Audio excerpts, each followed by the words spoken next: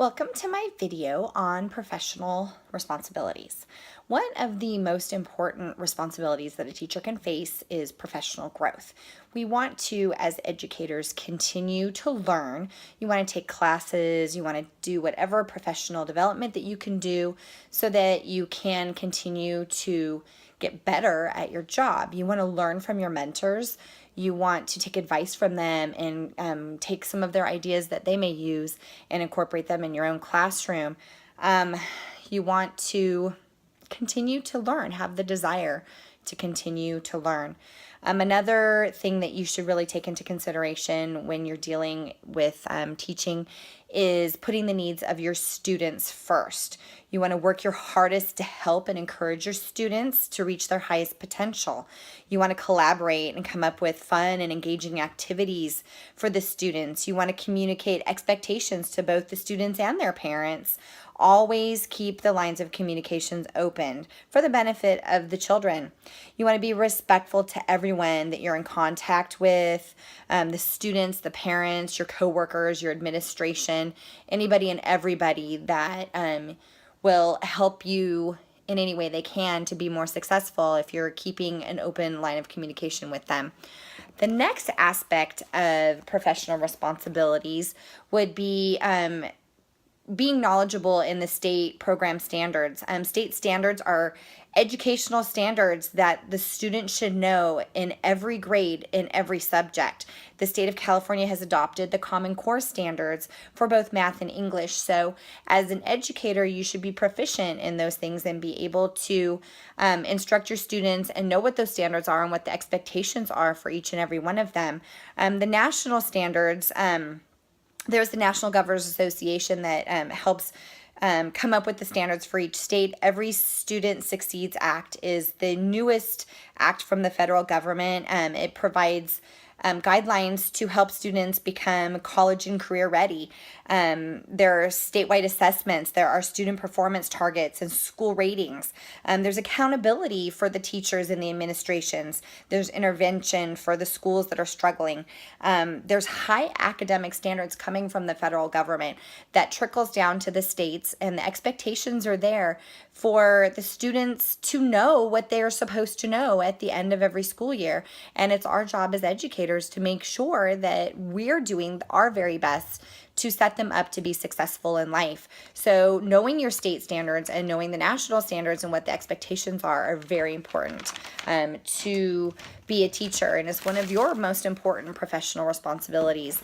Continuing professional development. Oh my gosh, you always want to keep continuing to learn. It's important because the times are constantly changing. There is always new discoveries, new techniques and education on how we can be better educators and be better for our students.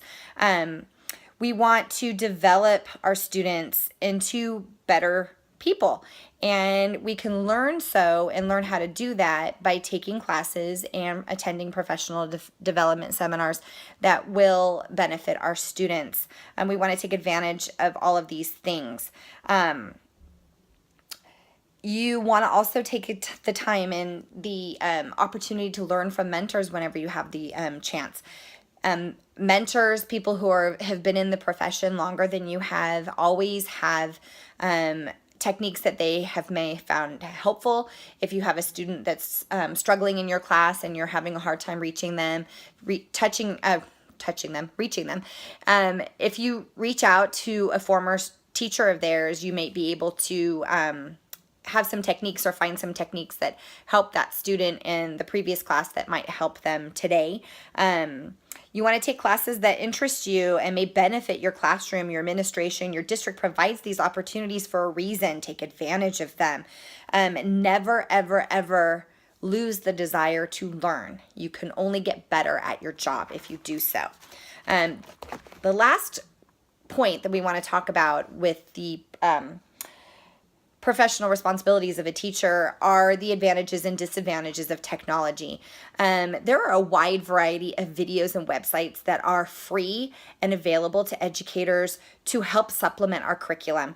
You want to use those whenever you can and make the classroom more interesting and more exciting for students and give them the desire to want to learn.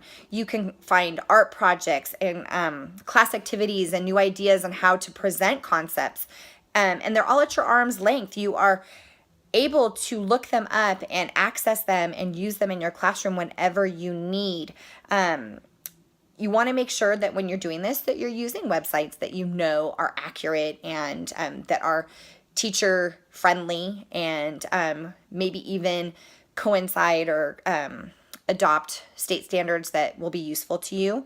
Some of the disadvantages of technology are, one of the big things is that all of the information on the internet is not necessarily accurate. So students can sometimes look something up and think that it's true, and it's not. So we need to make sure that when we are allowing our students to use the computers and the internet on or within the classroom, that they're going to sites that we know are accurate. Students can become disengaged from the people around them if there's too much technology in the classroom. They may not want to interact with others because they're so glued to that screen and they just want to do that all the time. The class can become more like a game to them and not a learning environment.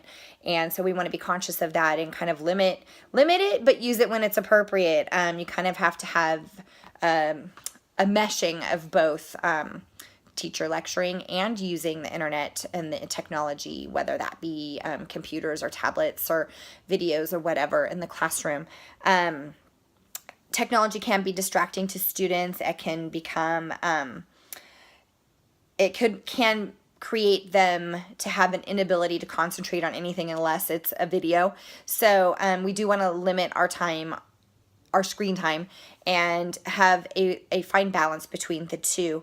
Anyway, I hope that this was interesting to you and that you now understand the professional responsibilities of becoming a teacher.